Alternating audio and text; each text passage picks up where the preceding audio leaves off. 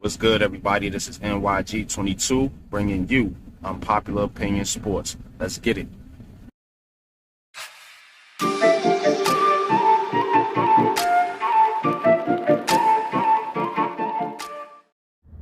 What's good, everybody? Coming back at you. Today, we're going to get into the New York Giants and three kind of question marks that I got going into the season. The first question mark, of course, is going to be the injuries. The Giants have been one of the most injured teams, actually the most injured team. They were last year, and they've been the most injured team since 2009. Of course, that's going back to the Tom Coughlin days. They were still injured. The only exception was the 11-5 finish in 2016, where they managed to keep the injuries down in check. Of course, this right here is an article according to Giants Wire. The Giants have got to get this injury thing straightened out. It's been going on too long now where this team is consistently injured. Talking with the Big Blue Crew, shout out to the Big Blue Crew, Big Pat, G Nation, Joe, Taj, Jeffy T, Hit Squad, all those guys. It was 1 year that the Giants lost all their wide receivers. I don't know if this is bad luck or what it is, but this has got to get under control if this team is ever going to reach its full potential, no matter how much talent they put on this team.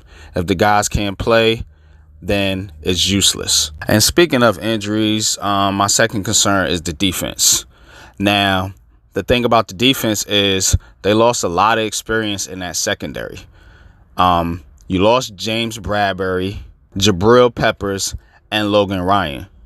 So a lot of experience, and with experience, guys don't usually make a lot of mistakes. And not to mention, and especially in the case of Bradberry, he was relatively healthy. James Bradberry only missed, I believe, one game with the New York Giants. So now you're looking at a starting cornerback duel of Adoree Jackson and Aaron Robinson. And if you were to suffer an injury to one of those guys, you're looking at Rodarius Williams and Cordell Flott coming in off the bench. So it's very thin back there. The safety group is okay with McKinney and Love, but the cornerback group is definitely a concern. I'm also concerned with the middle linebacker group with Tay Crowder and Blake Martinez. Blake Martinez, of course, coming off a major injury. We don't know what he's going to be, if he's going to have the same speed or burst coming off the line like he did before pre-injury.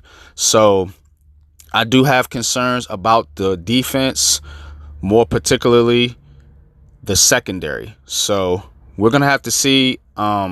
This secondary is going to have to hold up because Wink Martindale likes to play a lot of cover zero, and those guys in the back end, they're going to have to cover, and mistakes can be made when you got inexperienced guys in your secondary, and that can lead to big plays. So we're going to have to watch and keep an eye on that as the season progresses, to see if these guys can actually hold up on the back end if the pass rush can't get there. And so the last concern, of course, the biggest topic, the quarterback. Daniel Jones, of course, coming in season 4. They did not pick up the 5th-year option, and this guy's got a lot to prove. So we're going to see when it comes to Jones. Obviously, he's had some injury issues as well. Did not have a great offensive line. They made major upgrades to the offensive line this year. I think it's probably going to be one of the better units in the NFL, actually, as the season progresses. So he's got all this shot to prove that he is the guy. And we're just going to have to see. Daniel Jones has been much talked about. I've talked about Daniel Jones ad nauseum, so I'm not going to get into the nuances, but Daniel Jones obviously is a question mark. They do have Tyrod Taylor if Daniel Jones were to go down or he be ineffective for whatever reason. With that said, folks, I'm going to get out of here. I wanted to keep this quick, simple, coming up on training camp. I know you guys are excited. I'm excited. Everybody's pumped up. Football season is coming around. So like, share, subscribe if you don't mind. And until next time, peace.